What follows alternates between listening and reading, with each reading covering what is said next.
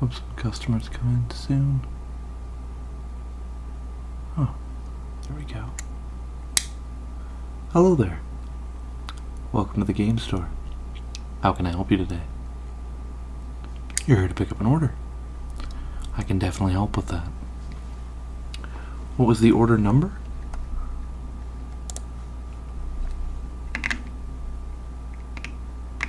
You'll just have to give me 1 second here. Our system is just booting up. How you doing today? You're doing good? Nice. Enjoying the sunshine? Excellent. Excellent. Well, I'm glad to hear it. Okay. System is up here. So what was that order number? Got 976000909. Perfect. And so just to confirm there, you picked up our Adventure Sandbox Games bundle, is that correct? An Xbox 360 controller? Yeah, for sure. I can definitely grab one of those from the back for you as well. Not a problem. Okay, I'll be right back. Alright, so I've got your Adventure Games bundle from the back there, as well as your Xbox 360 controller.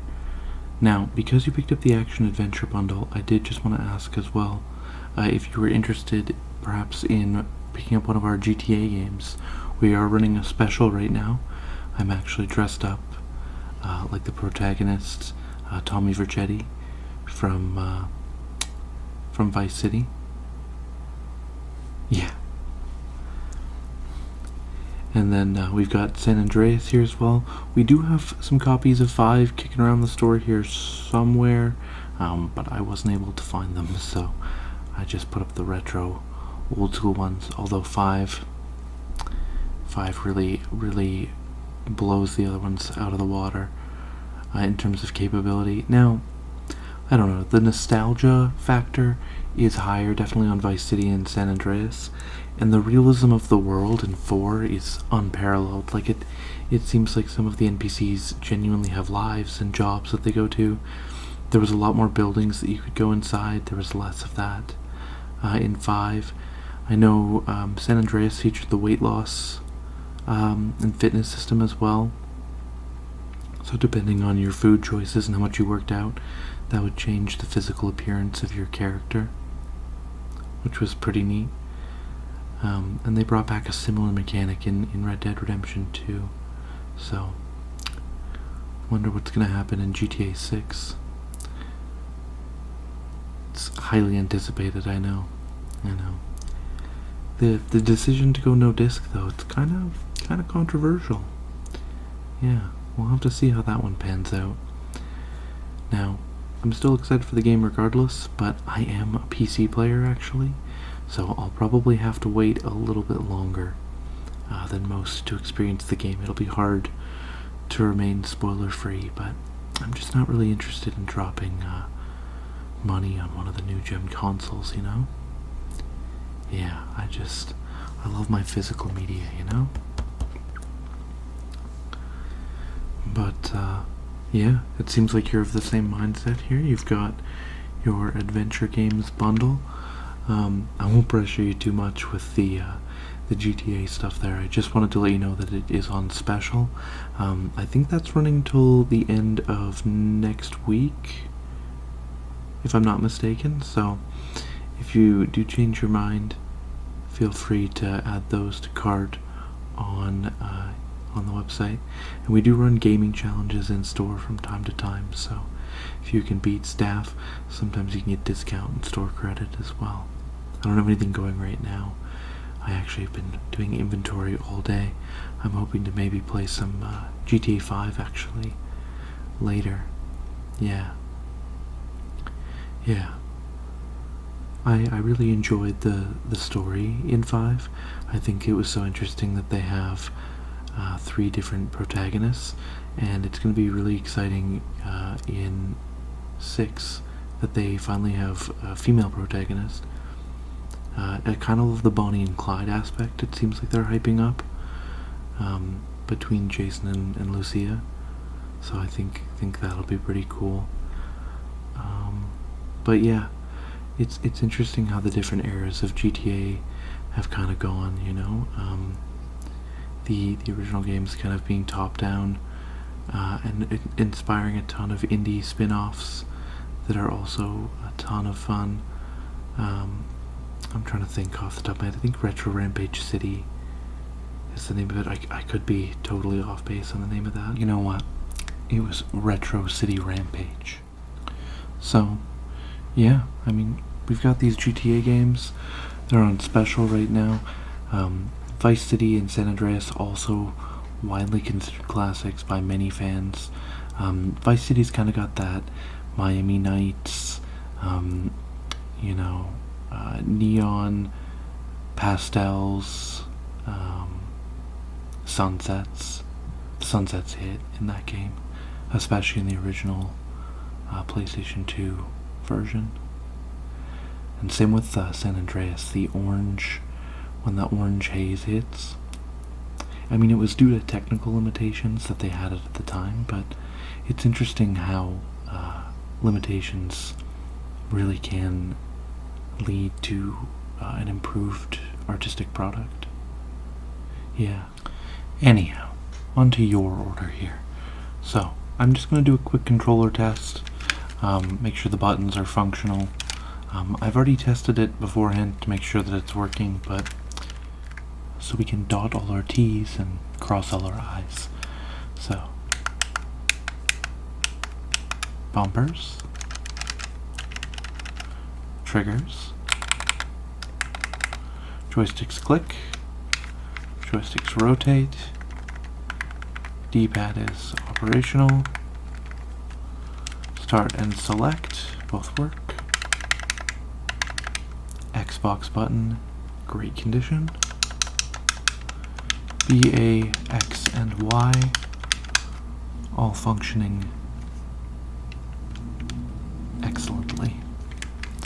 So, I'll just pass that over to you now that we know that it is good to go. There you are. Alright, so next up here, I'm just going to do a quick inspection of your games and a quick overview, and we'll send you on your way so you can enjoy those. So we got Saints Row the Third here. Has a disc and manual, so good to go there. This one, kind of a departure from the previous two installments in the series. It definitely jumped the shark a little bit. Things got a little bit wild. They reworked a lot of the characters, which a lot of fans were not happy about. Still pretty fun. The third and the fourth game definitely a bit wilder and more of a departure from the original tone and story of the first two games. But like I said, still fun enough. Admittedly, I did pre-order it back in the day, but my tastes have since changed. Still a pretty good couple of hours, though, I suppose. Anyhow, I'm sure you'll enjoy it, given that you picked it up.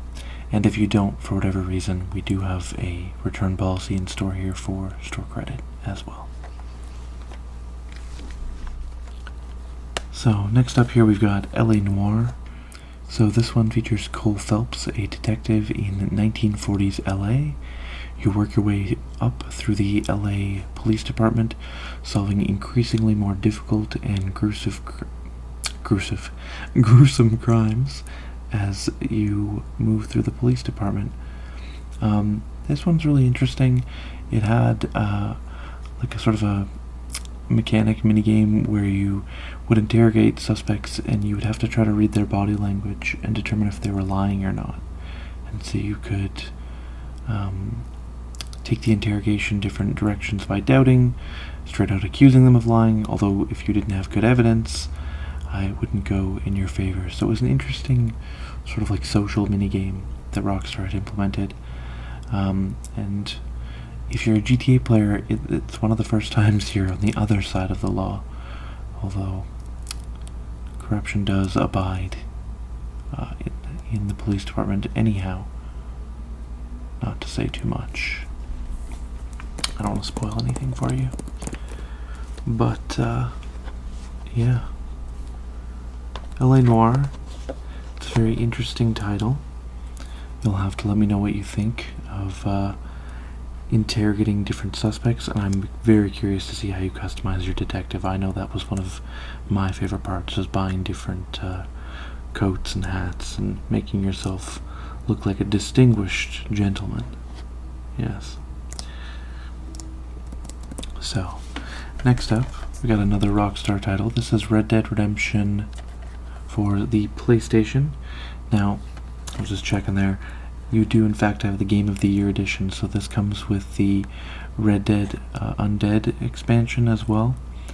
I would recommend playing that after you've beaten the game, but it fills the Wild West with zombies. Yes. Zombies were very popular at the time that this game came out. A lot of games had zombies, so it only seemed fitting that the cowboy game had zombies as well, I suppose.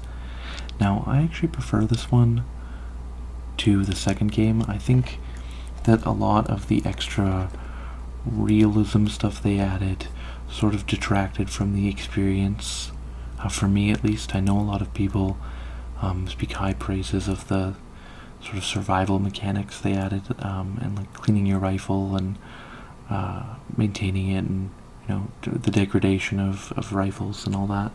Personally, I don't care as much for it, and I did like being able to go to Mexico in the first game, and I don't know, there was something about the first game that had more of a magic to it that the second game didn't quite capture. I don't know if I'm just older, or if there's something to that theory, but you definitely made the right choice picking up the first game. You'll have to let me know what you think of playing as John Marston as he goes across the Wild West, working for the government to absolve the sins of his past. It's a good one. You've got a lot of good titles in this bundle here. It's almost like it was a curated bundle or something. So next up, we've got Destroy All Humans 2. Now, these are actually in reverse order. The second game is a lot more expansive. The maps that you can go to offer a lot more that you can do and the ways that you can interact with the world. They also overhauled a lot of the disguise mechanics. I'll just kind of compare them side by side. So in the first game, you have like a hologram that you can use to disguise yourself, and in the second game, you can quite literally body snatch people, which is kind of terrifying. The weapons in the second game are a lot more expensive. So this is a THQ title, actually, which is the same studio that brought you Saints Row 3 and Saints Row 2 and many other classics as well. I would say THQ and Rockstar are kind of the heavy hitters of gaming nostalgia in this store, to some degree. Yeah. So, the second game features somewhat of a comic love interest as well, and they did do a remastered version of the game as well, although I personally, there's something with the originals that has a certain magic. Yeah, although they did add a lot of costumes and skins for crypto in the newer version, so if you're into that sort of thing, you may enjoy that. Yes, crypto. How could I forget? So Cryptosporidium, named after a waterborne disease, actually, is the main protagonist of Destroy All Humans. Actually, I think all the aliens are named after diseases, which is sort of part of the dark comedy elements of this universe. But yeah, you get all sorts of interesting weapons. You've got a zapper, a disintegrator. In the second one, you get this thing eventually that you can like call a beast from underground, and it's like the worm from from Dune, which is pretty cool. So you've definitely made some great decisions here with your games. I think you're going to have a lot of fun in Destroy All Humans 1, which takes place in the 1950s, and then Destroy All Humans 2 takes place in the 1960s. So there are a lot of cultural and political jokes from each of those eras that definitely flew over my head when I was a kid, but it reads a whole different way when you play it through later. Yeah. One thing I can't decide is if it's nice to not be ID'd when you buy these anymore, or if it's kind of sad. I personally enjoy the convenience of not requiring parental permission to pick one of these up. Anyhow, I'll pass you over your games here. And was there anything else I could help you with today? You should be all set. Alright, cool. Well, if you decide you want to pick up any of the GTA games, or any of the EA games, we're still running a special on those for one more week. You should definitely check those out online. But otherwise, no pressure. Enjoy your new games, and thanks for stopping by. I'm going to play some GTA. I got some Trevor missions to get through. Yeah, unfortunately. Yeah, no, I'm not a big fan of Trevor personally. He's quite chaotic. Yeah. More of a Michael and a Franklin fan, to be honest. Yeah. Anyhow, you enjoy your new titles. Thanks for stopping by, and we'll catch you next time. Take it easy. Alright. Back to the pit of despair.